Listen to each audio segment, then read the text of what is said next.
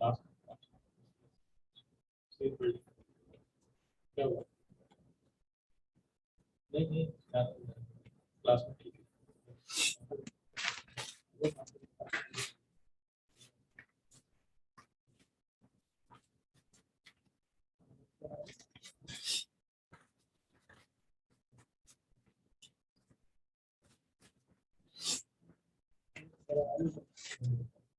सही आ जाता है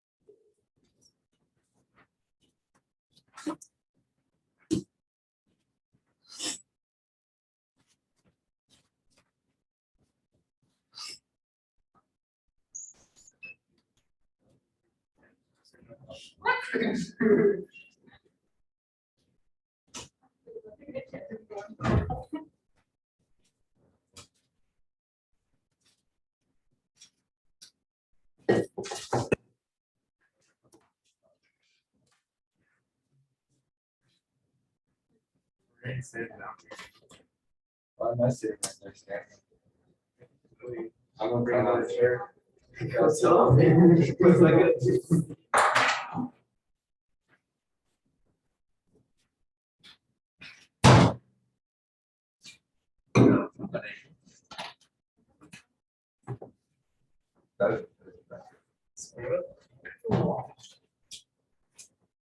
Missed the Kirkhof meeting. I went for a bike ride to find sand. The whole perimeter of the school. Like fast and flipped it. It was actually really cool. Those are I didn't think about the sand truck. They really is.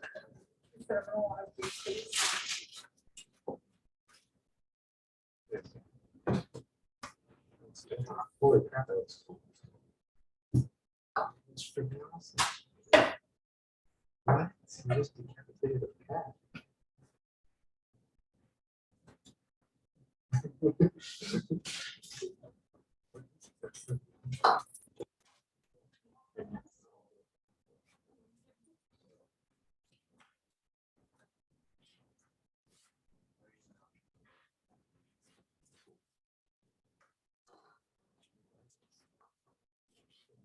Build buying something that would actually accept it.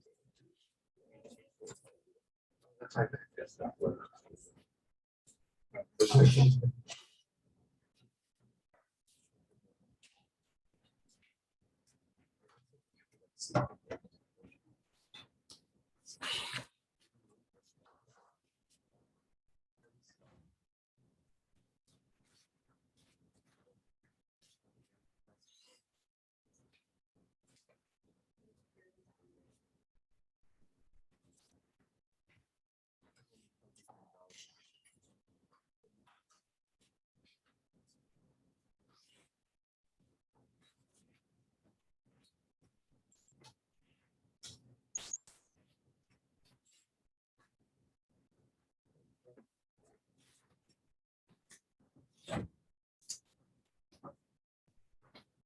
chopsticks too.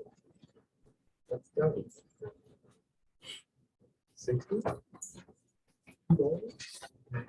Dyson.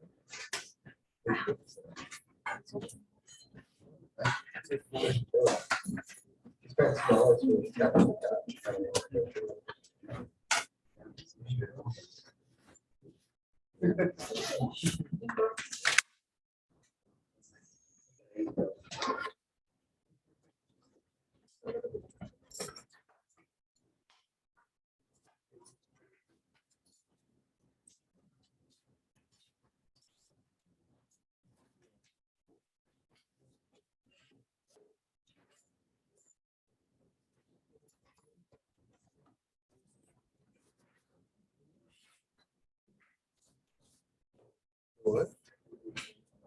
I don't know if you're making that as a direction.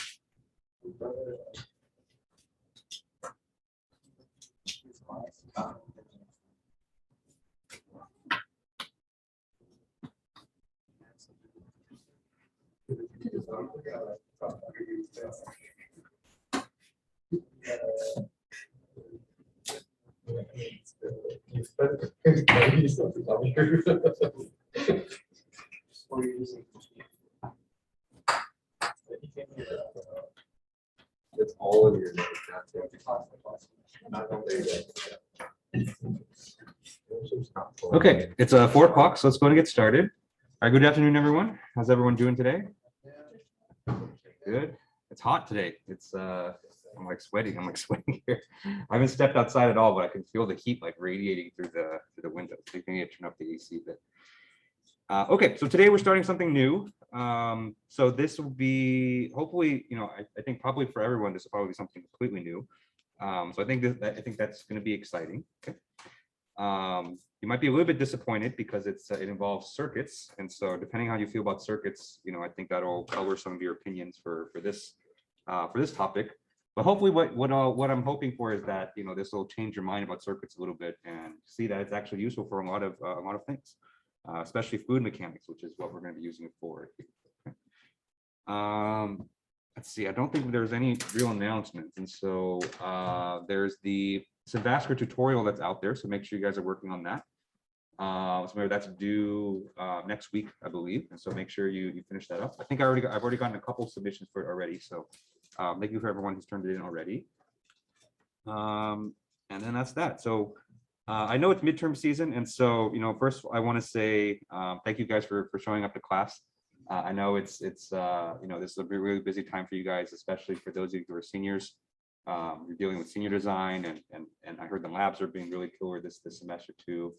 And so it does mean a lot to me. Even though I know the lecture is recorded, so you guys have the option to watch it later on. It helps me a lot to talk to an actual room of people or a Zoom call of people, rather than just a webcam, which I've done over the last couple of years. So thank you guys for coming out to lecture today. Okay. Okay, and so are there any questions I can answer before we get started? Okay, all right, and so we're starting something completely new, and what we're going to be starting today is called lump parameter modeling. Okay.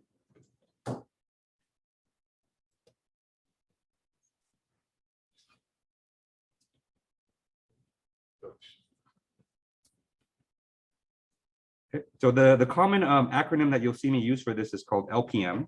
Okay. So if I say LPM, what I mean is lump parameter modeling.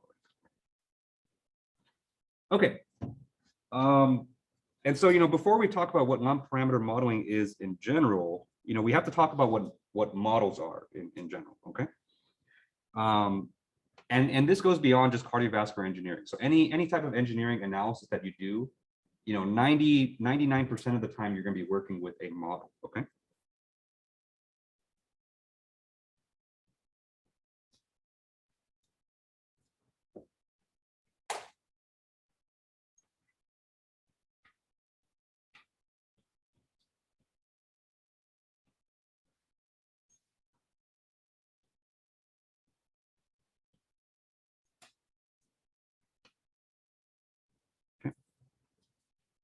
And so what is a model? And so a model is simply just a representation of a real life phenomenon.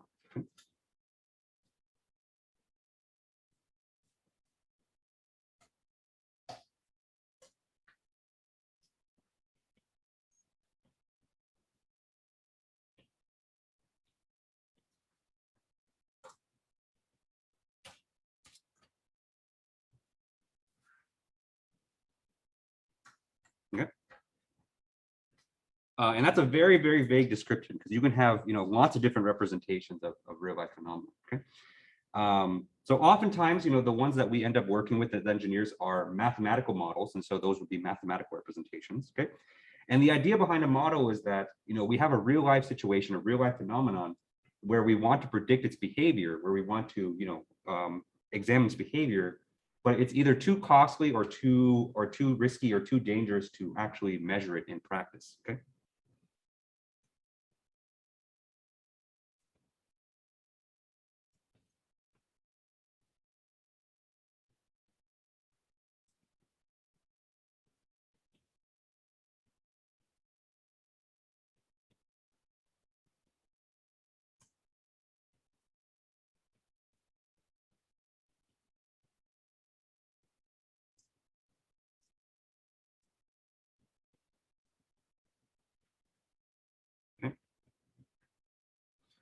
And so if you've been in a finite element class of mine, we've talked about models there before. And a common situation that I always bring up is, let's say that you work for a car company, right? So let's say if you work for Honda, you work for Toyota, right? And you want to test and see if the car frame that you're designing is safe for car crashes, right? And so that's something that's important for keeping your passengers and your drivers safe, right? A lot of times it's too expensive and in some degrees too risky to test whether your frame is crash worthy by crashing a real car, right?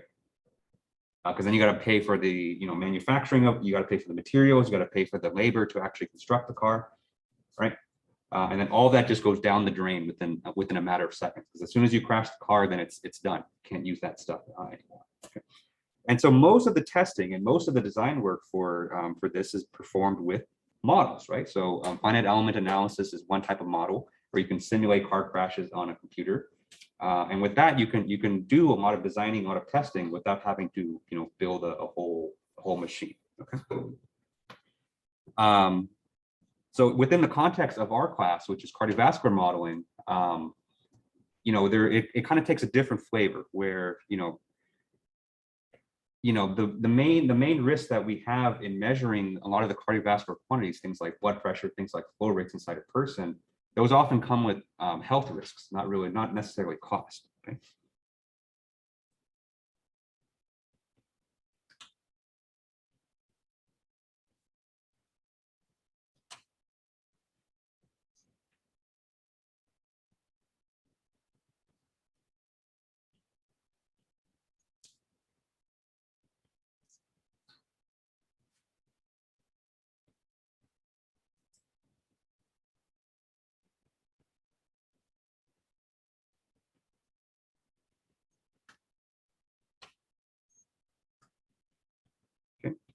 And I'm talking, beyond just, measuring your blood pressure at CVS, right? That obviously is a very low risk procedure.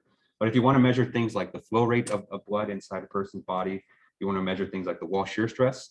A lot of times those involve like you having to stick something inside a person, it's like some kind of probe, and that's risky. Okay. And so in order to perform analysis on these, oftentimes we turn to models. Okay. So we actually already seen a couple models already. And so, when we did our review of fluids, right?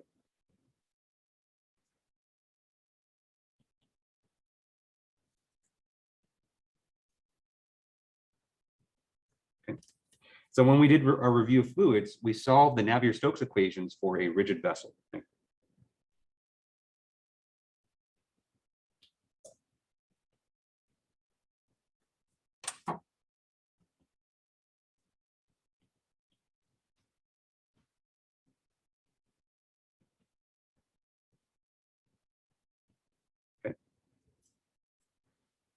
Right, so remember when we solved the Navier-Stokes equations, we were able to obtain a mathematical expression for the velocity distribution inside that blood vessel, okay? And we could use that velocity distribution to compute things like the pressure, and things like the wall shear stress, right? And so the Navier-Stokes is a perfectly fine model, okay? And so that works a lot of times. Right, so but the downside to using Navier-Stokes, if you recall, was that we were limited to kind of single vessels.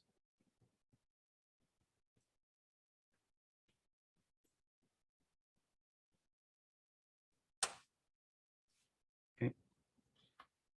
And we were limited by the assumptions that we had to make. Okay.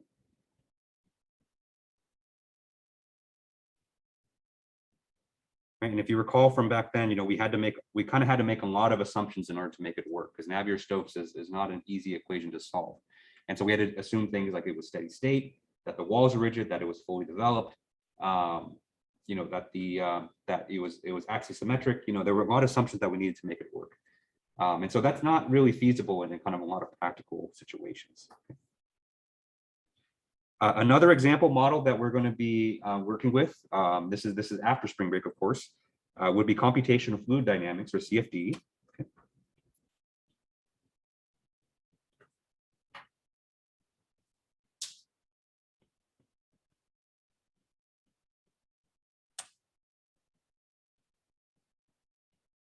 Right. And so CFD, uses your computer to basically solve for velocities and pressures and wall shear stresses inside your geometry without having to actually measure inside a person. Okay. I know that we use medical image data to get the geometry, but we don't actually use the medical image data to measure the fluid mechanics. Okay. And so when I talk about models here, I'm talking about models for the actual fluid mechanics, so things like the flows and the velocities and the pressures. Okay. Right. So CFD is great. And I'm a huge CFD guy, so you'll be hard pressed for me to talk about any negatives for CFD. But if I did have to say some negatives, is that it is quite complicated to set up, and you do need a fairly powerful computer to really kind of make it work. Okay.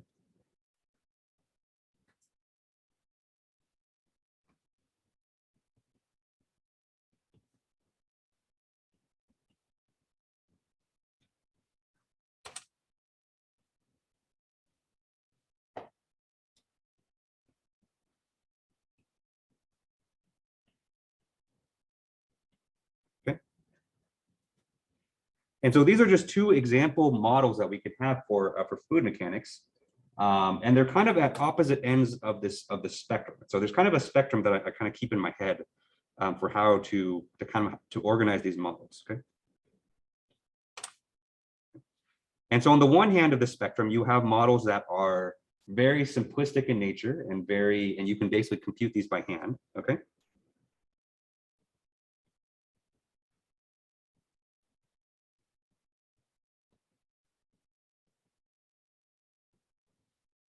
Okay.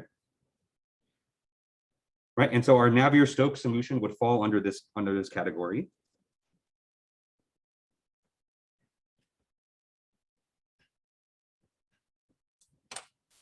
Okay, so Navier-Stokes would be kind of there on the spectrum. And so of course the positives about these types of models is that they are simple, so you can compute them by hand. So their cost relative, in terms of how long it takes to produce a solution, the complexity of the solution is very low.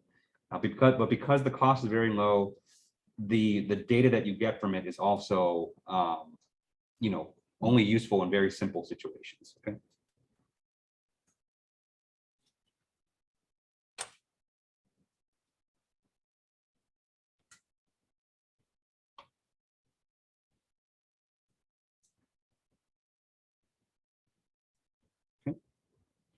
On the other end of the spectrum, you have kind of the opposite of this. Okay.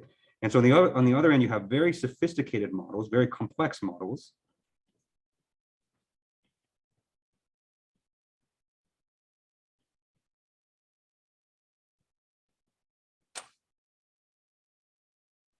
Okay. Where the data that you obtain from this is incredibly detailed, incredibly beautiful. Okay.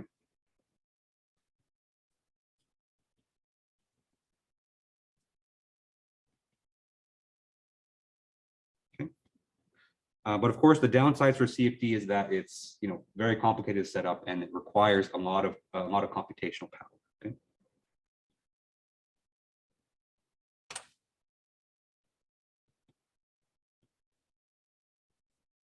Okay. And so, of course, on this end of the spectrum, CFD would be there. Okay. And if I were to name this spectrum, this would be like the model complexity spectrum.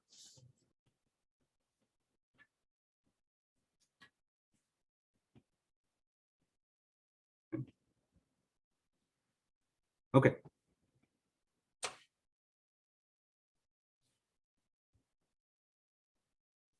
And so far in this class, we've been discussing kind of two ends of this kind of extreme, two ends of this spectrum, right? So basically problems that are simple enough that we can compute by hand, and then problems that are so complicated that we need basically a supercomputer to solve them. Okay. And so it's great that we have these two extremes, but what about something in the middle? Okay.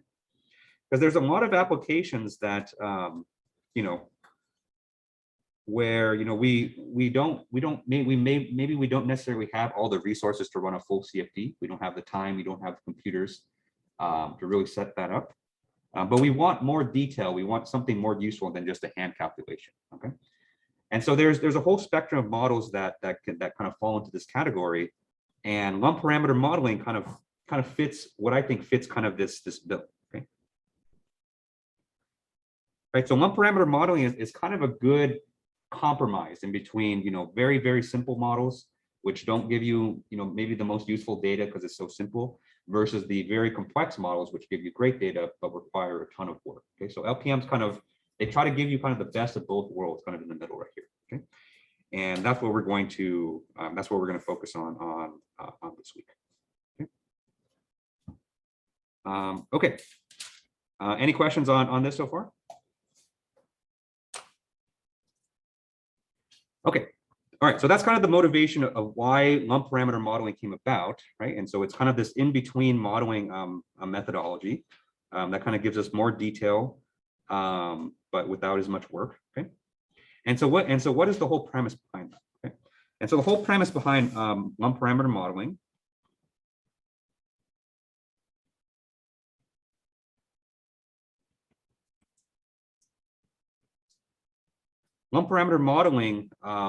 basically leverages this very close synergy in between circuits and fluid mechanics. Okay.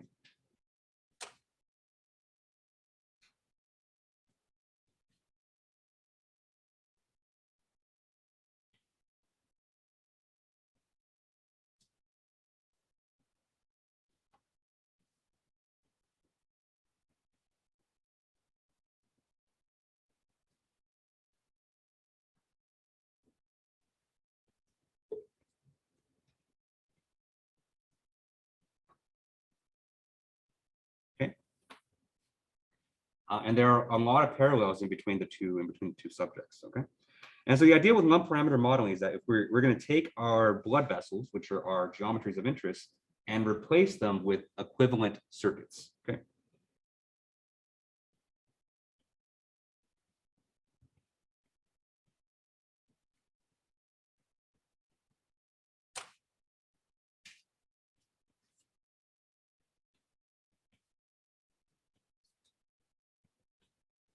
Right, and so if we have a blood vessel, let's say we have a simple bifurcation like this, okay, where we have blood flowing that's coming into the middle and going out to the two daughter vessels, right? In lump parameter modeling, we're going to replace this with a network of circuit elements. Okay, and so let's say that we have an inductor here. Let's say that it splits into a resistor and a capacitor. Okay, okay, and then this is going to split. This is going to split into its own inductor, a resistor, and a capacitor. And the same thing down here.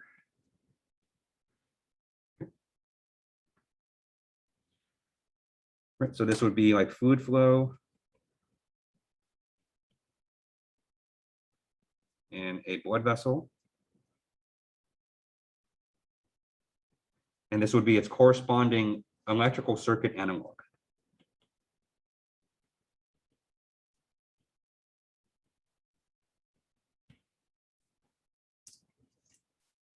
Okay.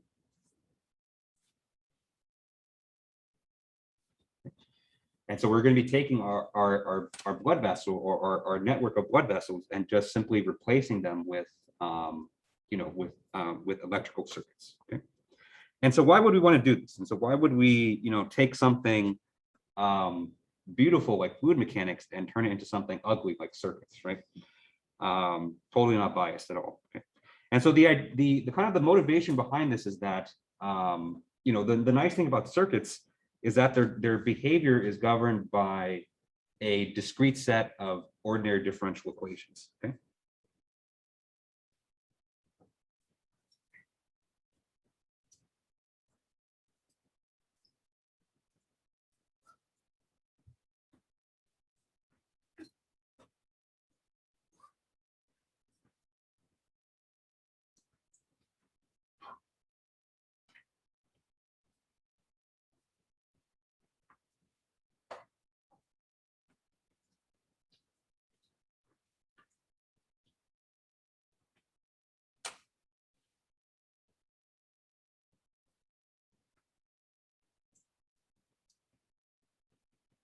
Okay.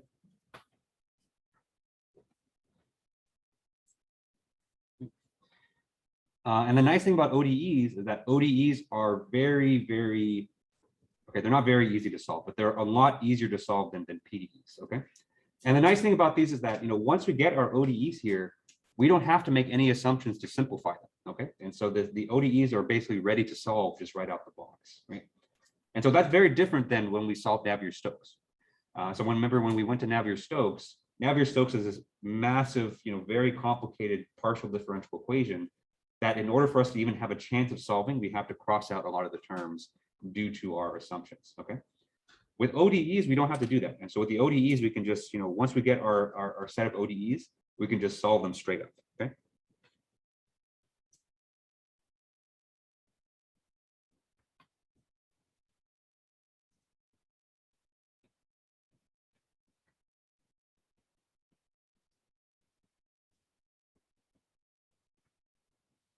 Okay. Right, and even the best part about this unit is that you actually won't be solving any of these ODEs by hand either. And so I'm going to be showing you how to use a package in MATLAB called ODE45 to solve these ODEs for you. And so the only thing that you really have to do is that you have to take a circuit, you have to derive the differential equations that govern its behavior. Okay, and then once you have those differential equations, you just pop them into MATLAB, and then MATLAB's going to do all the hard work for you. Okay. And so this will be about as intensive MATLAB that we'll do in this class. I've tried to kind of take MATLAB out of the other portions, but this part is almost essential because it's we're going to need it to solve the systems. But you'll see it's very light. It's very, very light MATLAB. So there's very little actual logic that you have to do. It's just you kind of just have to learn the syntax and how to set up ODE45. Okay. Have you guys used ODE45 before, or any kind of ODE solver in MATLAB before? ODE45. Okay, good. So for those of you who haven't, this will be, hopefully a new thing, and it's cool. It's a useful tool, and so you'll see that it saves you a lot of work in solving these kinds of problems. Okay. Okay. Any questions on this so far? Okay. All right. One more benefit, and so another benefit that we have specifically over our Navier-Stokes solution is that this allows us to account for flexible walls. Okay.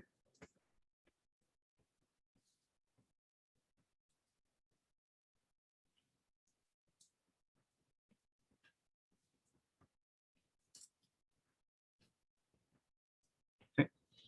Remember, that was one of the really big weaknesses of our Navier-Stokes solution, was that we were limited by a rigid wall solution. Okay. But now we're not limited by that anymore. We can use an LPM here to model those flexible flows. Okay. Okay. And so what's the downside for LPMs? Right. We've been talking about all the different models and their benefits and downsides, and so LPMs have to have some downsides. Okay? And so the biggest downside that you'll see with LPMs has to do with its spatial resolution. Okay.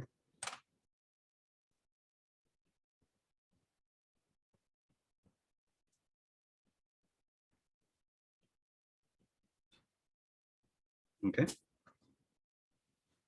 And what I mean by that is that just by the nature of circuits, we're only going to be able to solve for quantities at the nodes of our circuits. Okay.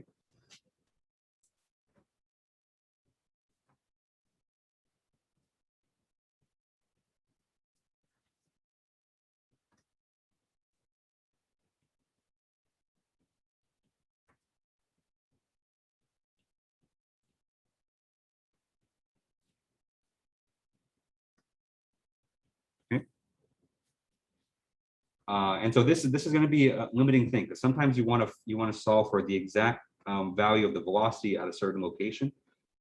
For LPMs, you're kind of just limited to where the circuit nodes are. Okay, and so that's kind of one of the big downsides. Okay? And so in terms of that spectrum that we saw earlier, where Navier Stokes on one side, CFDs on the other, LPM is a little bit closer to the left, right? And so that it's it doesn't give you nearly the same spatial resolution as Navier, as CFD, but it is still a step up from Navier Stokes. Okay, and so it's closer to the left, but still in the middle of the two extremes. Okay. Okay. All right. And so now that we kind of have an idea of what LPM is, let's meet some of the actors in our play. Okay. So whenever you talk about circuits, you have to talk about what the circuit elements are, right? So we have resistors, we have capacitors, we have inductors, right? And so let's talk about what elements we're going to be using for LPMs, and more importantly, what they physically represent.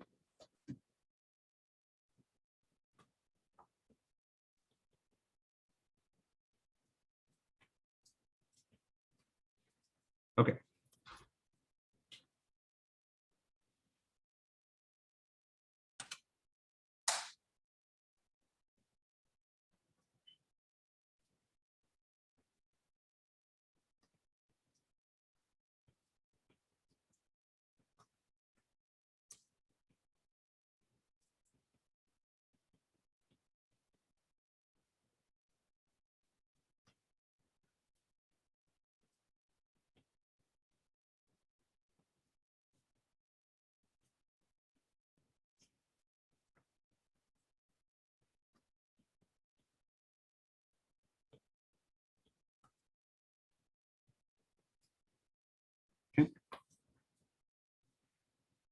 And so when we talk about circuit elements, it's these elements are maybe a little bit different than what you think of circuits kind of in real life, right? And so when you think of like a real life circuit, if you think back to your circuits lab, you think of a resistor as like a physical object, right? You have like a physical resistor that you plug into your circuit. You think of the capacitor as like a physical object that you plug in. Okay?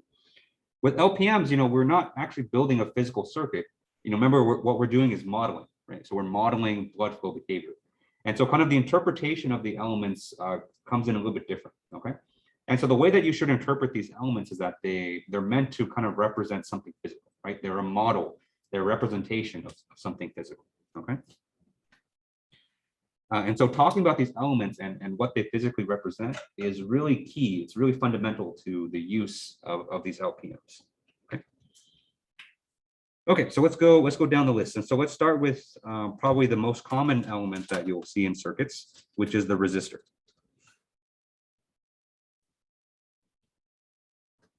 Okay. The humble resistor. Okay. And so think about what resistors represent for electrical circuits, right? So resistors represent the fact, or they represent elements that resist electrical current flow, right? And so if you stick a resistor into a circuit, then it's going to impede, the amount of electrical current that flows through your circuit, right? And so they have kind of the same physical representation here for fluid mechanics as well, okay? And so the exact definition is that these represent how a blood vessel can reduce or can resist fluid flow through it when it's exposed to a pressure difference. Okay.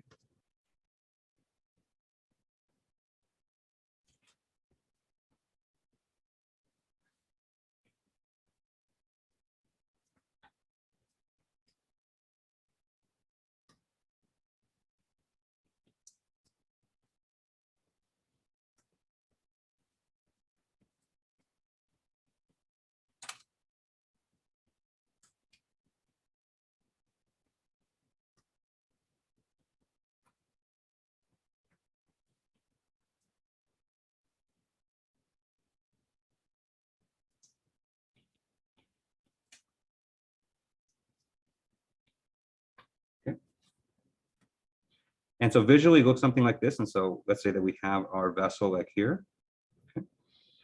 Just a vessel segment, okay. And let's say that we expose the ends of this vessel segment to a pressure differential, right? So we have P1 on one side, we have P2 on the other, such that P1 is greater than P2, okay? And so in other words, we have a pressure gradient that's going down the vessel, right? And so that pressure gradient, of course, is going to cause a flow to go through here. Right?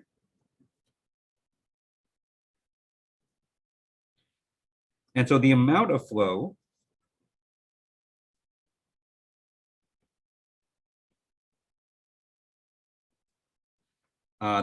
fluid flow that goes through, right? It's, we think of things like the mass flow rate or the volumetric flow rate of fluid passing through.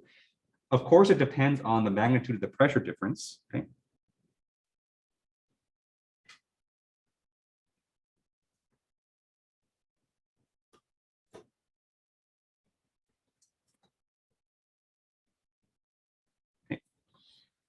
And so the greater your pressure difference, the greater the amount of flow that's going to go through the vessel, right? And so if you have a big pressure drop, that's going to cause a large amount of flow. But it also depends on the characteristics of the vessel itself, okay? And we can kind of sum up all those kind of contributions to resisting the blood flow as a resistance, okay?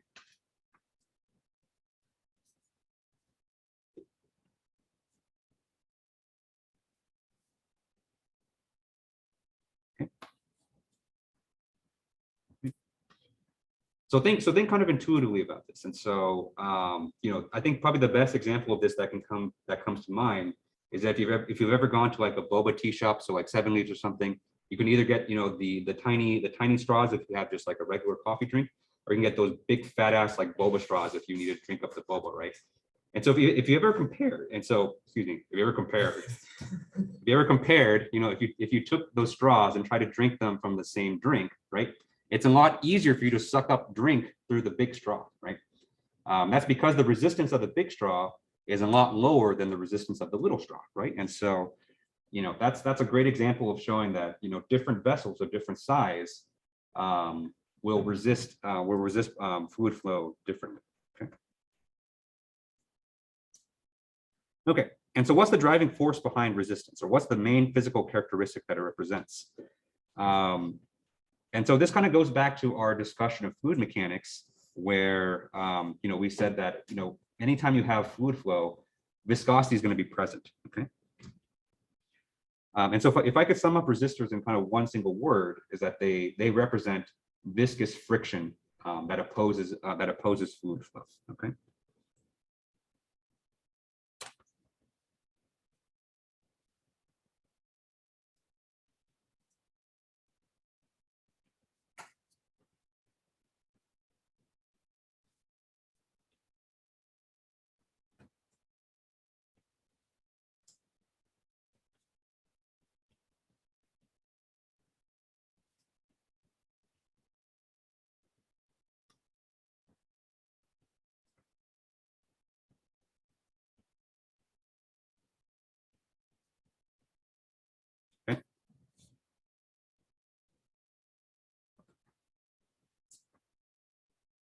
All right, so let's start putting some equations on this. Okay. And so we already have this situation above here. Okay? And so if we call the resistance, and so let's say that we call the resistance R. Okay. And so we'll say that this pipe has a resistance of R. We haven't quite defined what we haven't quite, given an equation for what that resistance is, but I think we have enough to basically give it a name, okay? And so what we can say is that the flow rate through the vessel, okay, Q, is equal to the difference in pressure, okay, divided by R. Okay. Or we can rearrange the terms in this expression another way, and so we can say that Q times R, okay, so I'm going to multiply both sides by R, okay, is equal to a difference in pressure, okay, so it's going to be delta P, right? And so we have the flow rate multiplied by the resistance is equal to the change in pressure. Okay. This should look very familiar. So let me draw you kind of an analogous situation. Right, so here we have an electrical circuit, or I say just electrical resistor. Okay. Where let's say that we have a voltage drop across this resistor. Okay. Oops, I gave away spoilers. Okay, so let's say that on the resistor we have a current I that's flowing over it, and our resistor has a resistance R, right? And so what do we know about this system, right?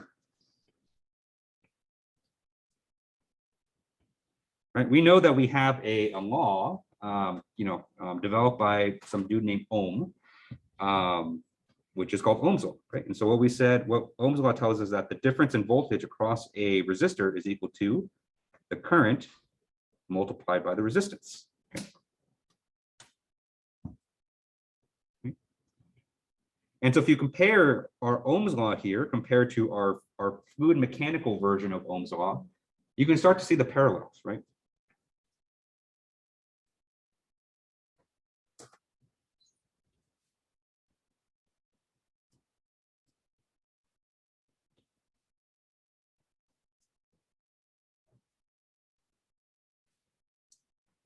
Okay.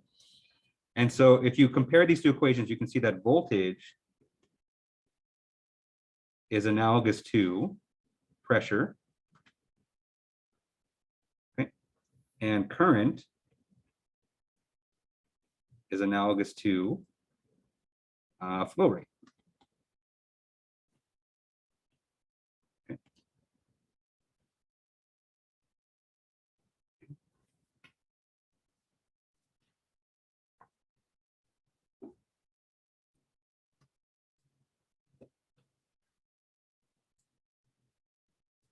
Right. So that's the main analogy that we're going to be working with in length parameter model. Okay, and so basically everything that you know about voltage, just transfer that knowledge over to pressure. Everything that you know about electrical current, just transfer that over to flow rate, and then you'll see that the two fields of circuits and fluids kind of mesh together really, really, really well. Okay. All right. Any questions on this so far? Okay. All right, and so what is this resistance then? Okay, and so we know for electrical circuits, if you go to like I guess Radio Shack is dead. Rest in peace, Radio Shack. But if you go to like an electronic store, you can buy resistors that have a certain rating. Okay, but for fluid mechanics, it's a little bit different. And so you can't look at a blood vessel, you can't look at a bulba straw and say that the resistance it's rated by this, right? It's not it's not quite as simple as that. No one's going around measuring that.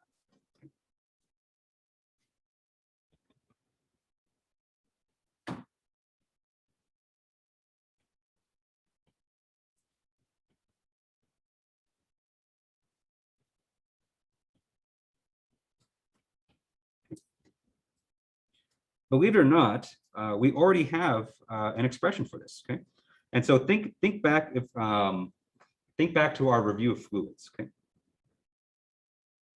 although it's a very specific formula, so I would be very surprised if you remember this. But this is where we saw it before. Okay, and so this is from our review of fluids. Okay. Right, we had a formula that looked like this. And so we had a formula that looks like P1 minus P2 is equal to 8 mu L divided by pi times the radius to the fourth, okay, multiplied by q.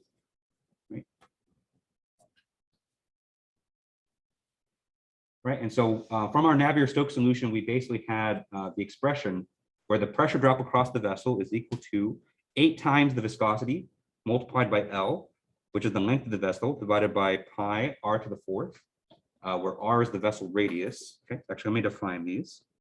So mu here is dynamic viscosity.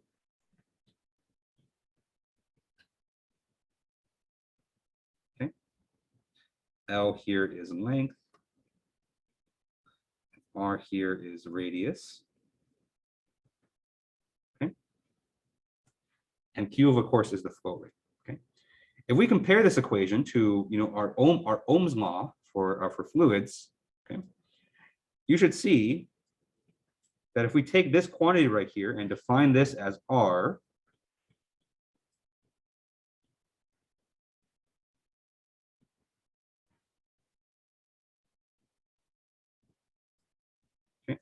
and so we say that fluid resistance R is equal to 8 times mu times L divided by pi r to the fourth.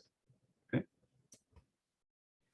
You should see that our solution from before, matches up with this, very, very, very, very well. Okay. And so this is one expression here. This is one, representation of the fluid resistance. Okay. Of course, there's kind of the catch-22 here where, in order to get this equation, we had to make all of the assumptions that we had to make before with Navier-Stokes. And so we had to assume steady flow, fully developed, rigid walls, axisymmetric, all that stuff. And so this is not the only way you can measure resistance, but when all of those assumptions apply, this is the formula for resistance that we can have. Okay. And a lot of times this actually does give you a pretty decent approximation, a pretty decent calculation for that resistance. Okay. Any questions on this resistance here? Okay. All right. So that's resistance. And so we spent a lot of time on talking about resistance, but it's probably the most important one. And so, up to this point, we've basically just covered, with resistors, we can basically do all of our Navier-Stokes stuff, with circuits. Okay? Now let's start to add some other circuit elements that kind of go beyond our Navier-Stokes solution. Okay? So let's start with capacitors.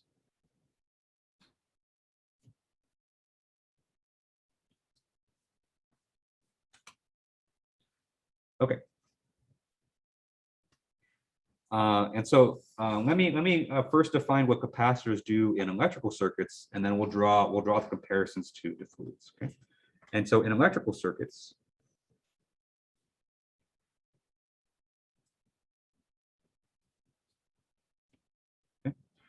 capacitors have the ability to temporarily store electrical charge. Okay.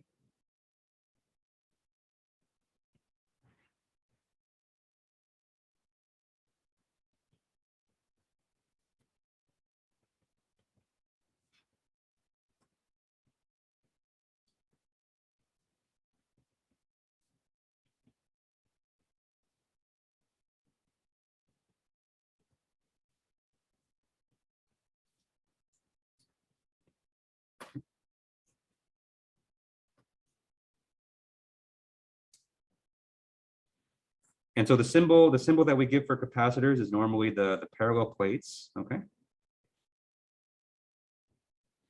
And you might have some dielectric fluid or something that's in between the capacitors. Okay.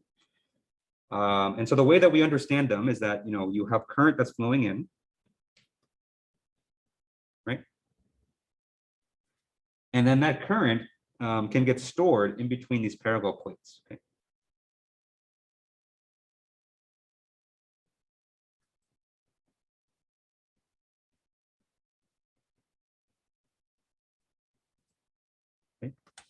It usually can't get stored there for very long, and so a capacitor is different than a battery, right? And so battery, we know, is it retains charge for a very long time. Capacitors usually can't store charge for a long time, but it can store it for a little bit of time. Okay?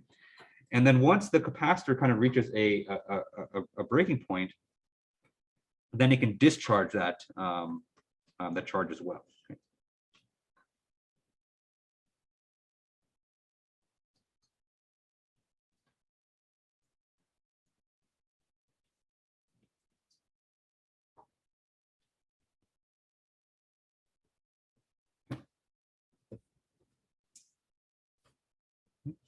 And so the whole idea with capacitors is temporary storage of current. Okay. Right. Hopefully this should sound familiar from when we were talking about arterial biomechanics, which is the unit kind of right before this, right? And so if you remember from arterial biomechanics, we talked about this experimental setup that the Germans set up called the Windcastle. Okay.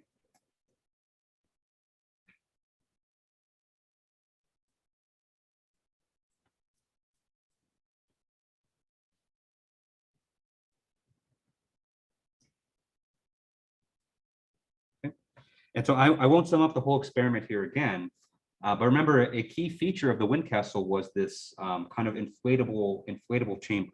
Okay.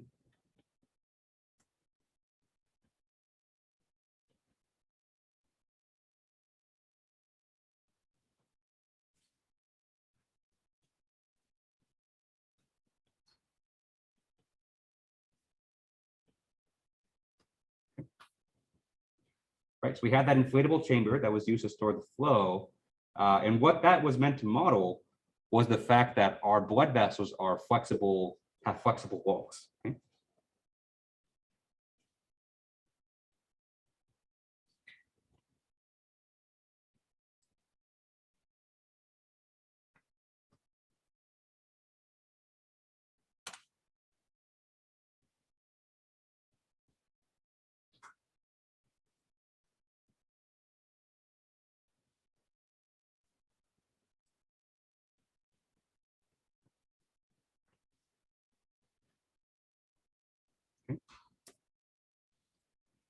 And so if we have a normal blood vessel like this, okay,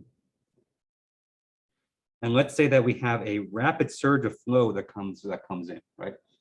And so this could be, you know, right when the heart contracts, right? So when the heart contracts, it pushes out a ton of blood into the blood vessels. Okay. Remember, we talked about some of that blood flows through, and so that some of that just kind of flows to the vessel.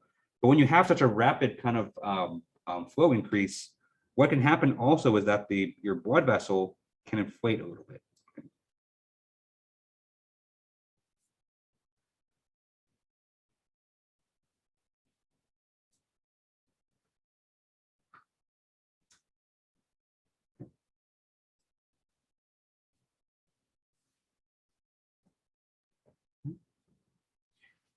And so this is very similar, very analogous to how we expect capacitors to perform, right? And so capacitors can store flow temporarily, and our flexible blood vessels can store blood flow temporarily as well. Okay.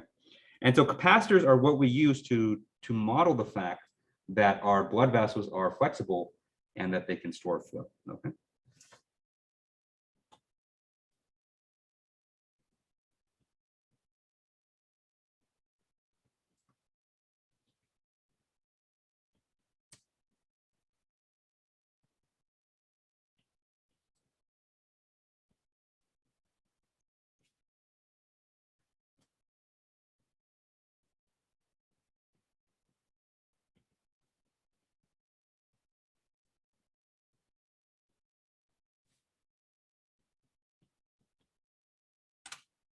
Okay.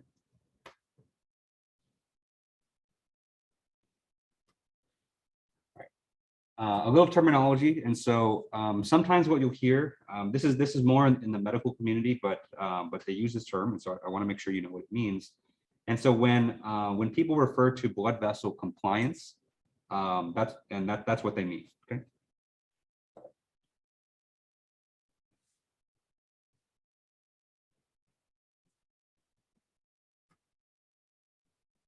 Okay. And so sometimes you'll kind of hear me use this term, you know, accidentally as well. And so I'll try to use capacitor, but sometimes I'll call it like the vessel compliance. Okay, so when I talk about vessel compliance, what I mean is that you know, what I'm referring to is, you know, the flexible nature of a blood vessel and its ability to store flow. Okay. Okay. Any questions on this so far?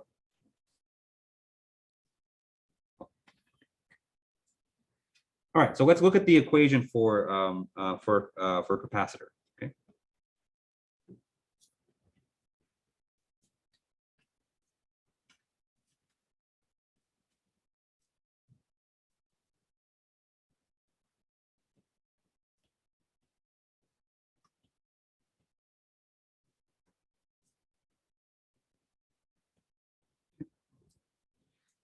And so the ODE that governs the capacitor is, we take the derivative of the pressure or the time rate of change of pressure on the capacitor.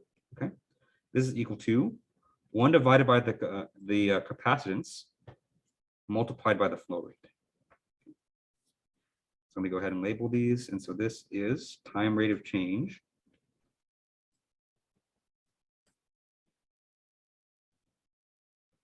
of pressure on the capacitor.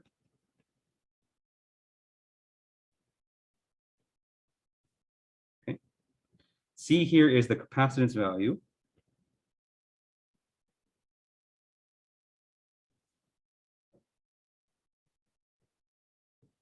Okay. And Q here, of course, is our flow rate. Okay.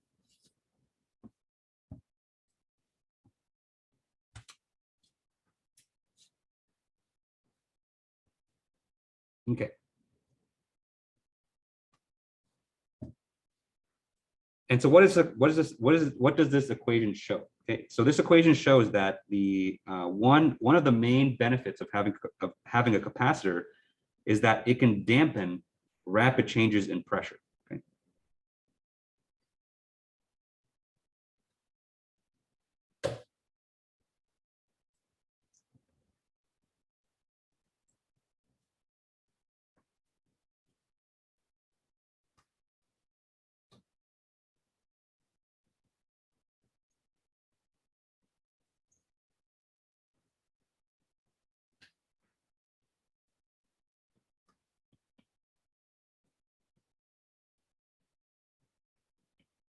Okay.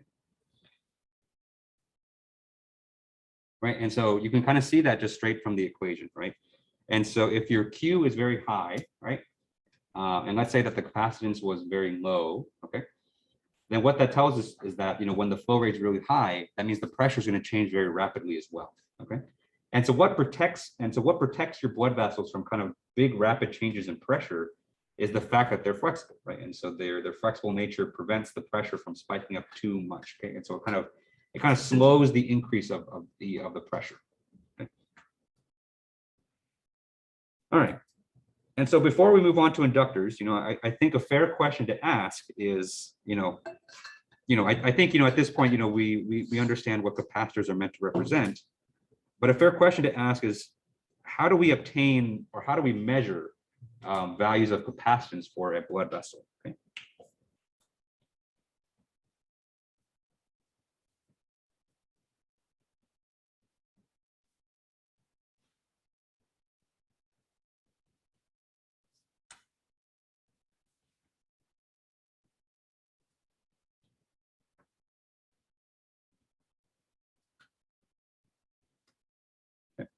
Because for resistance, remember, we had that equation, right? So we had a resistance was equal to 8 times the viscosity multiplied by the length divided by pi times r to the 4th, right? And of course, we had to make a lot of assumptions to make that equation, but at least we did have an equation for that. Okay. For capacitance, unfortunately, there is no great equation for capacitance right now because it's kind of a very dynamic phenomenon. Okay.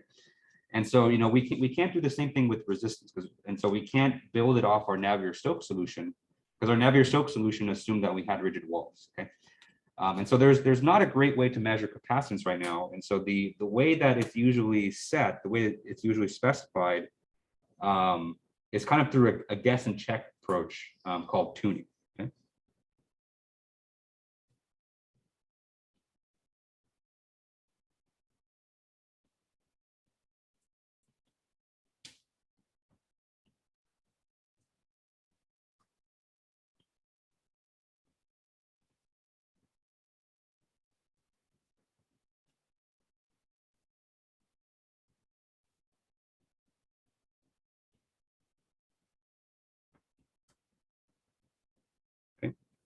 And we'll go over what tuning is and how you do tuning of an LPM probably on Thursday. Okay, any final questions on capacitors before we move on to inductors? Okay. All right, so let's talk about inductors now. Okay.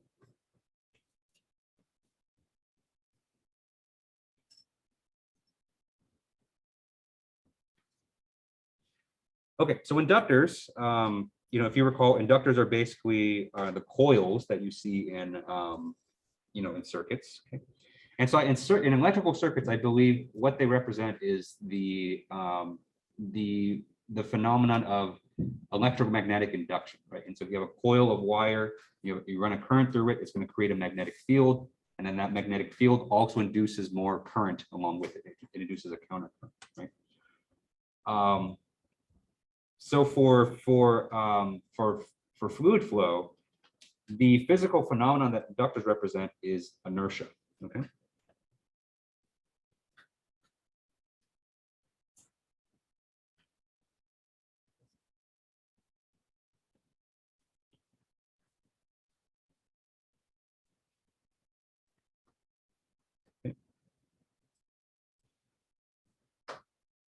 Right. And so another way to talk about inertia is mass, right? And so blood, you know, even though it's a fluid, the fluid itself has mass, okay? And because it has mass, it's going to resist changes in motion. Okay.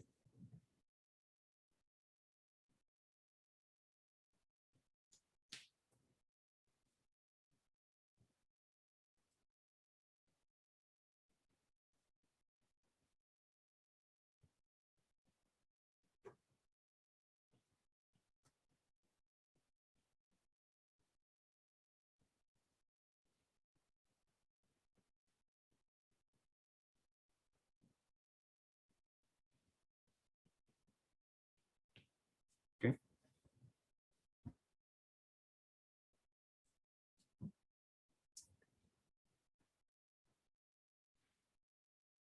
Right. So let's think of solid mechanics just as an example. Okay. And so if I take this this rolling chair right here, okay, and so I can take this rolling chair and I could shove it across the room, okay, and it'll roll without too much resistance, right? But if I try to do the same thing with my car, right, it's a lot harder to take a car and shove it across the room, right? Because the car is a lot more massive. It has a lot more mass. Okay? And so whenever something has mass, right, the more mass it has, we say the more inertia it has, and the more it resists changes in motion. Okay. And so fluid mechanics is the same way. Okay. And so, but instead of mass for fluids, you know, since fluids is such a kind of a free flowing thing, oftentimes we talk about density. Okay.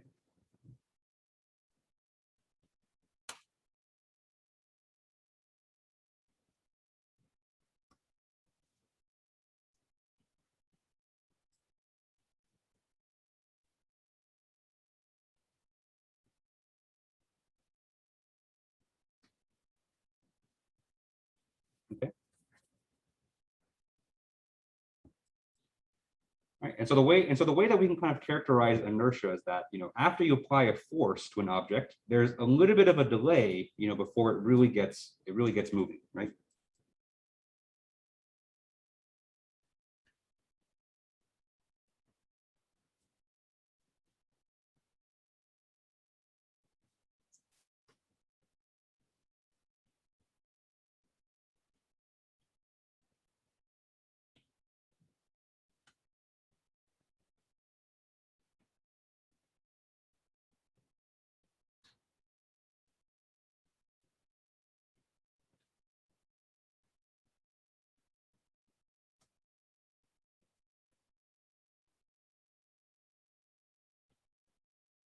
Okay. Right. And so if you have a not very massive object, you know, let's say that you have a rolling chair, right? As soon as you apply the mass to the rolling chair, it's going to start moving, you know, at its max speed, you know, pretty quickly. Okay. But if you do the same thing to a car, right, you can push and push on it, you know, and assuming you have enough force to overcome friction of the car with the car on the ground, okay, it's still going to take you, you know, probably you know, a good amount of time, you know, maybe 10, 20 seconds, you know, of you pushing at it at full force before you really get the car moving. Okay. And this is best kind of represented by, everyone's favorite physics law, which is Newton's law of motion. Okay. Right? And so remember, Newton's law of motion says that when we apply force on an object, it's going to accelerate with an acceleration a. Okay. But that acceleration is modulated by the object's mass. Okay. And so the more mass of the object, the lower the acceleration is going to be. Okay. And so we have the same thing for fluids too. Okay. And so for fluids, for fluids, our force application here, or the force that we're applying, is the pressure gradient. Okay.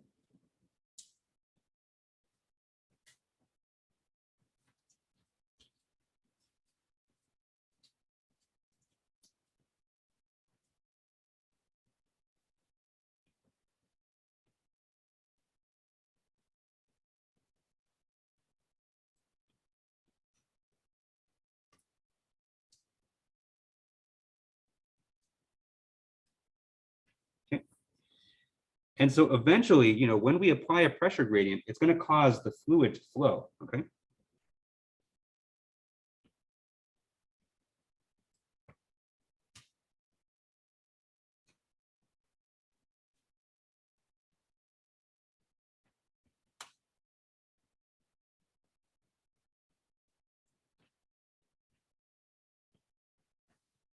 Right. But a lot of times it's not an instantaneous process, right? And so, you can apply a pressure gradient, but there might be, maybe a quarter second, half a second delay before the fluid actually gets moving. Okay. And that delay is caused directly by its inertia, or in other words, its inductance. Okay. And so in terms of circuits, we have a situation that looks like this. Okay. And so the inductor is represented by this coil of wires here. Okay. And so similarly, if we apply a pressure gradient and we say that P1 is greater than P2, okay, eventually it's going to cause a flow rate to occur through the coil, okay, but it's not going to occur right away. Okay? And so the formula that we use to govern an inductance is the following. Okay? And so what we say is that the time rate of change of flow through an inductor is equal to 1 divided by the inductance multiplied by the pressure difference across the inductor.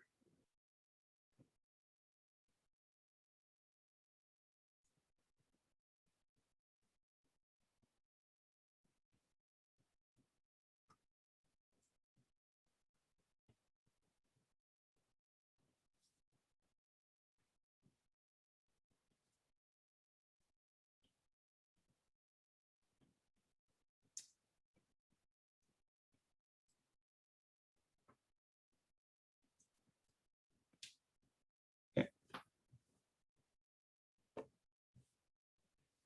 Right, and so we have this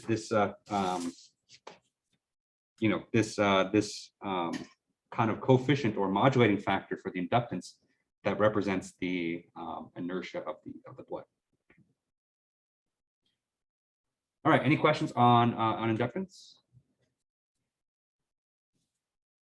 Okay. Okay, so those are all the actors, and so I know there are more circuit elements out there. So we have diodes and stuff like that, but resistors, capacitors, and inductors are a great starting point for LPMs. Okay, so now that we know all the circuit elements and we know what they physically represent, let's talk about how we actually derive these equations. Okay.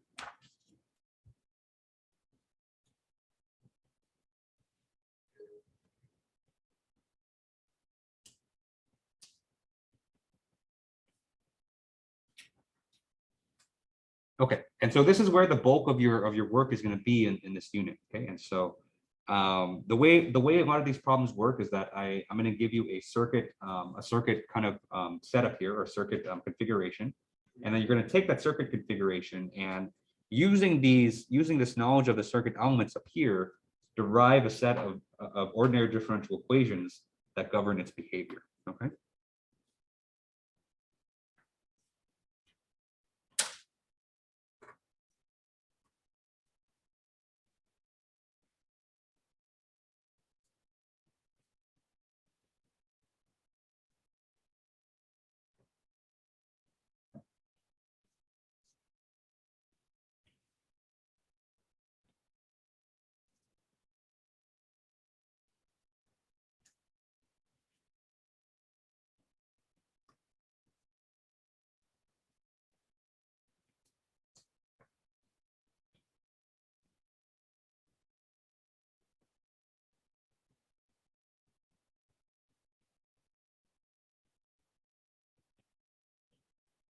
Okay.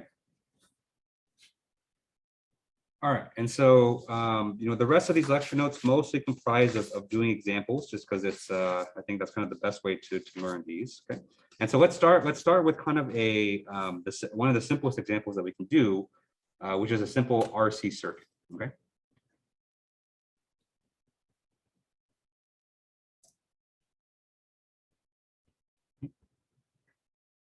And so that's kind of the circuit name for this. Okay. But in terms of fluid mechanics, or in terms, I should say more specifically, in terms of biomechanics, another name for this configuration would be the two-element Windcastle model.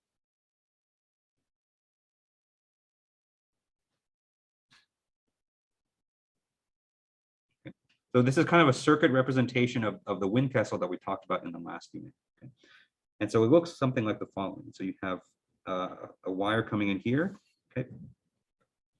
That circuit's going to split. Okay.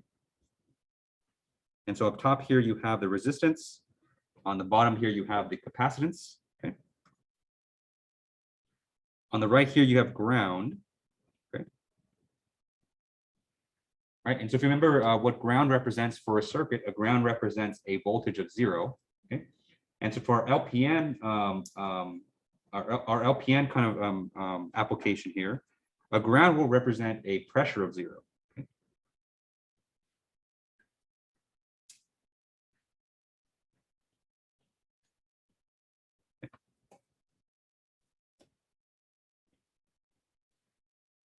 And then to complete this, we have to have our inlet condition. And so let's say that we're applying a time dependent flow rate at the inlet. Okay.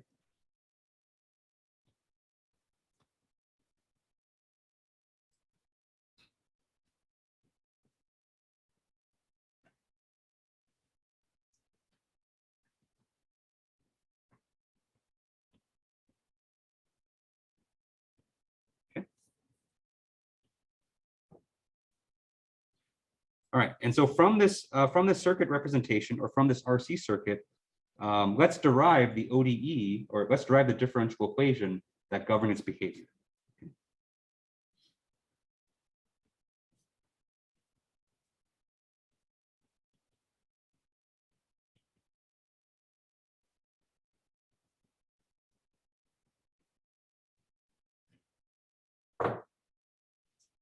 Okay.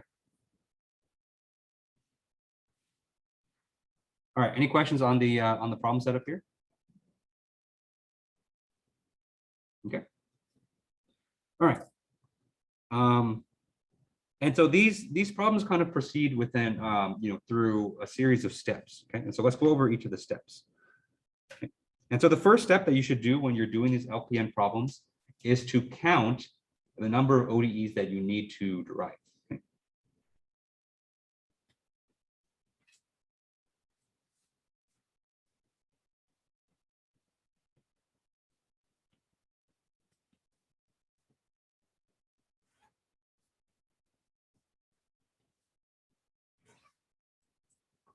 Okay. So that's always step one. Okay. So step one, you should always find out how many ODEs that you need to solve for. Okay. All right. And so to do this, it's very simple. And so all you have to do is you have to look at your circuit and count how many capacitors and how many inductors you have.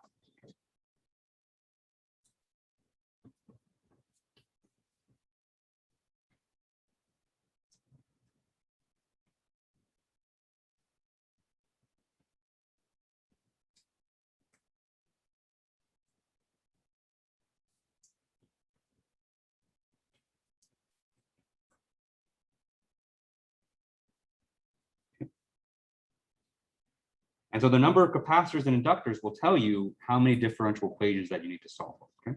Because what you'll see is that each capacitor and each inductor will basically produce one differential equation. Okay?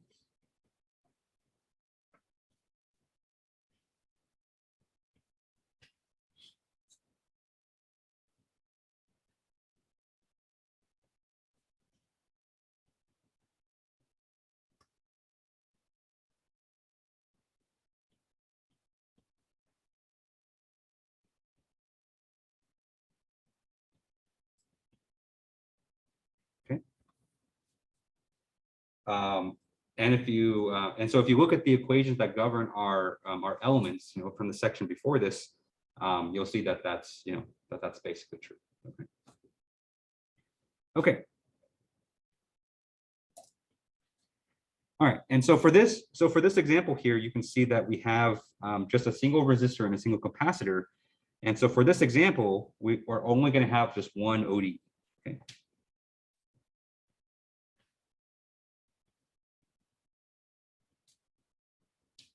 Okay, because we only just have that single capacitor. Okay. All right, so that's the first step. Okay. The next step is to use Kirchhoff's circuit laws to help us derive the differential equations.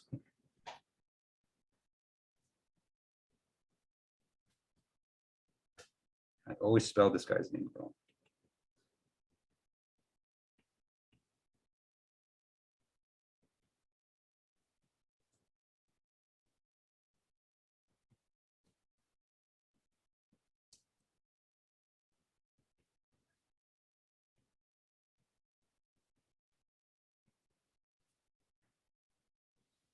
Okay.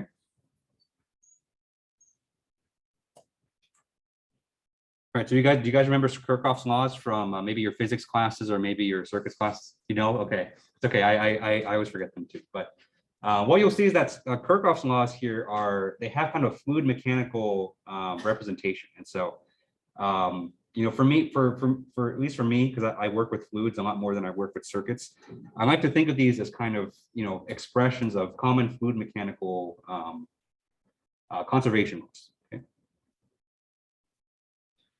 But if you want to give credit to, how they're actually, defined in terms of circuits, then the credit goes to Kirchhoff. Okay? But another way to say this is that another way.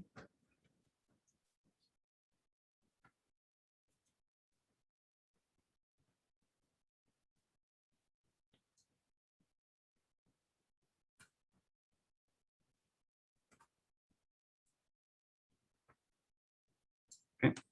And so in other words, you're going to apply a fluid mechanics conservation. Okay. And for me, that's a little bit easier to think about. Okay.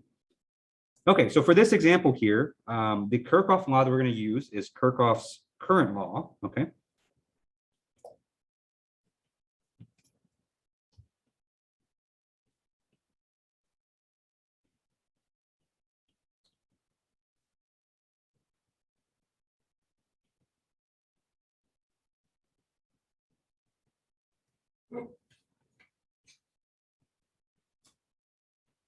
Okay, and we're going to apply it at the bifurcation. Okay.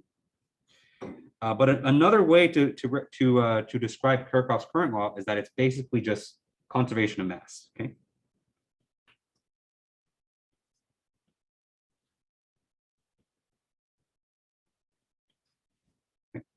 I believe actually the formal name for Kirchhoff's current law is that it's a conservation of charge or conservation of current or something like that. Okay.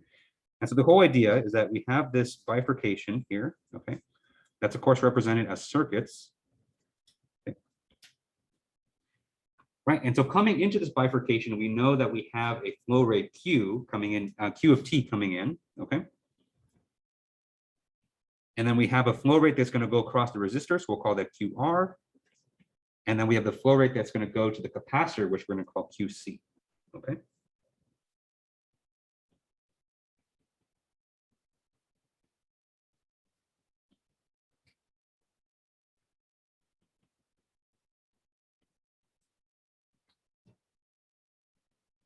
Okay. All right. So fairly straightforward. Okay. And so all Kirchhoff's current law says, or in other words, conservation of mass, is that if you count the amount of flow coming into the junction, okay, which is Q of T,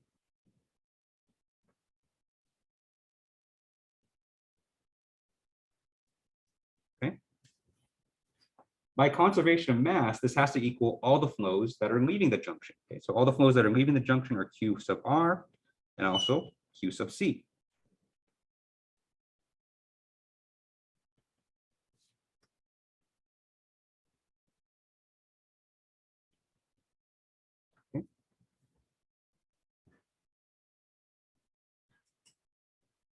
All right. So that's all that means. And so that's, you know, that's just conservation of mass. And so there's nothing to be too scared about for that. All right, any questions on that? Yeah, we did. So we apply conservation of mass a lot because it's you know, fluid is always following conservation of mass, and so you know we can always rely on it to help us out. Okay, and so we're just about out of time, but let me just kind of give you a preview of where we're going. Okay, and so we have this expression here. We have Q of T is equal to Q of R plus QC. Okay, and so the next step is to use our circuit element equations to plug in for QR and QC. Okay.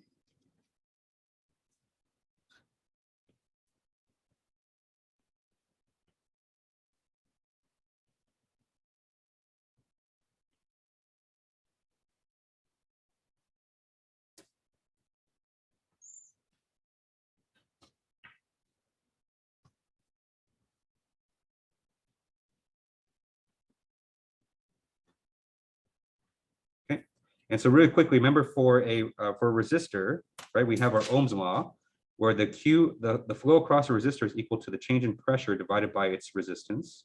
Okay.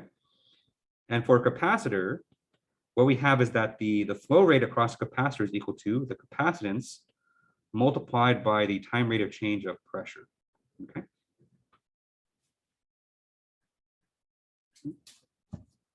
And so what we're going to do on Thursday, so we'll finish this up on Thursdays. We're going to plug this back into this expression here. And then what we're going to end up with is a ordinary differential equation to solve for the pressure across the capacitor. Okay. All right. Any final questions before we wrap it up for today? Okay. All right. So that's all we got time for today. So thank you everyone for tuning in. Maybe I think on Thursday we'll use a bit of MATLAB, and so just be ready for that. I'll prep the starter code for that for Thursday. Okay. And so you can look forward to that. And so have a great day, everyone. Hope you guys, you know, stay safe in the weather out there with all the crazy stuff going on. Thank you for coming, and I'll see you on Thursday. Thanks, guys.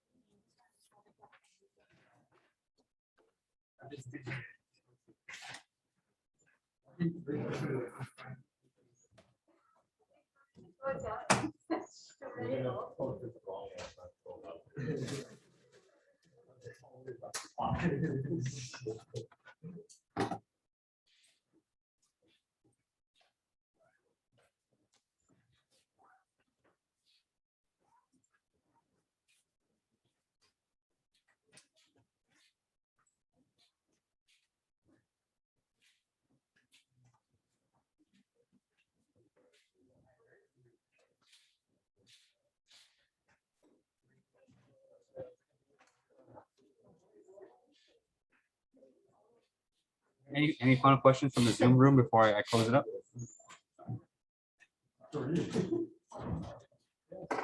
Okay, all right. So I'm going to close up the Zoom room. So I'll see you on Thursday.